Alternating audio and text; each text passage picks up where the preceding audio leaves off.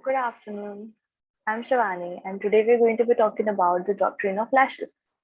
The doctrine of Laches emanates from the principle that the court will not help people who sleep over their rights and only help those who are aware of their rights and are vigilant about their rights. A party is said to be guilty of Laches when they come to the court to assert their rights after a considerable delay in that respect. With respect to the constitutional law, that is refers to filing of a writ petition. However, unlike the law on limitations, there is no specific time period after which a writ is barred. The underlying principle is that the court should not examine stale cases because the court is to help an individual or party that is vigilant and not actually indolent. The reason for delay, if valid and reasonable, are generally accepted by the court because the court doesn't dismiss petitions only due to delay, but only if it is accompanied by other reasons. So, where did this doctrine of lashes come into existence? Few cases that dealt with this are Trilok Chand Moti Chand versus H.B. Munshi. The main question before the court in this case was whether there is any period of limitation prescribed within the remedy under Article 32 when it has to be invoked. The petition in this case was filed after a delay of 10 years. The plea was dismissed for delay. The judges who comprised the bench in this case, however, differed with the respect to the time period after which lashes should apply. Justice Sikri stated that 3 years will be proper yardstick for measuring a reasonable time for preparing a writ petition.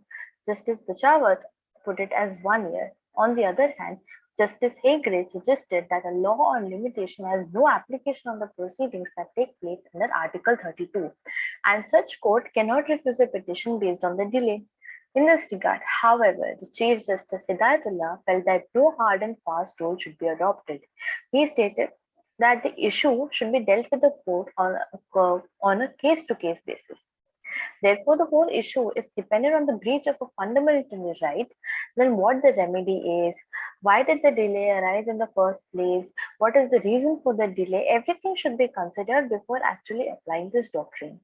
This view seems to be the most reasonable form of view in this regard because the matter itself is best left to the discretion of the judges, and also because the facts and circumstances of one case are never similar to another case.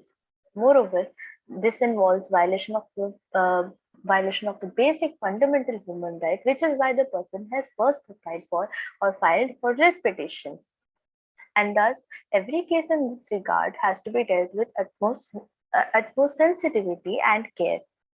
In another case, which was Jian Singh versus High Court of Punjab and Haryana, the court held that the writ petition was filed by the petitioners after 11 years after the date from which they claimed promotions.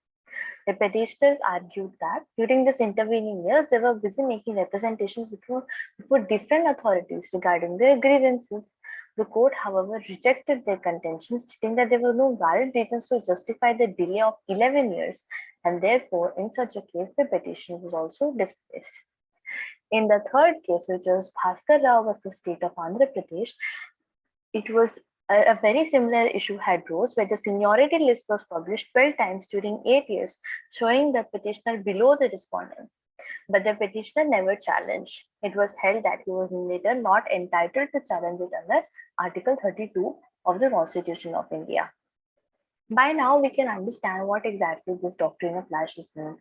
So, how does one assess when to apply this doctrine?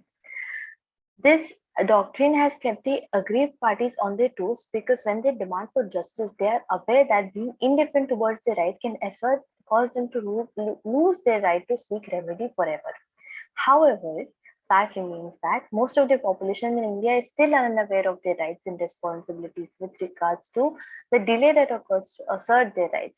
So, this doctrine has developed over the years, and nevertheless, it has paved way for a mechanism that has rewarded people who are vigilant with regards to the right by penalizing those who have caused an unwarranted delay.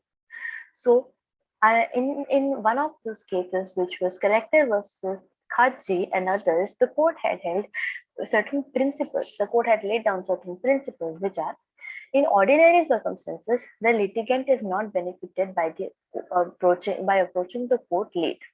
Sometimes, however, a matter which is meritorious can be thrown out because of delay, but it may defeat the purpose of justice, and therefore it has to be considered on a case-to-case basis. The doctrine for determining the delay must not be exercised in a pandemic manner, but in a rational and pragmatic manner, so that one analyzes whether whether the delay that took place for a reasonable amount of time or not. Substantial justice should always prevail over technical considerations. Thus, there is no presumption that the delay is deliberate because such delay hurts the litigant more than anybody else.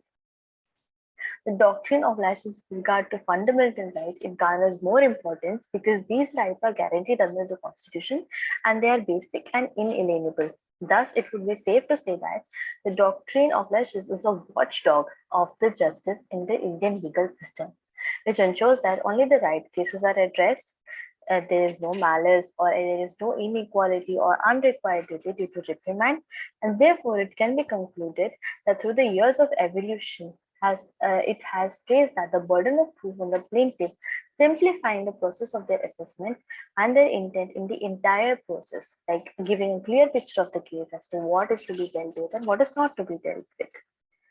Thus, a limitation, now the difference that mostly comes up is the difference between limitation and Laches. In the case of limitation, if a suit is dismissed if it is not instituted within a period of time.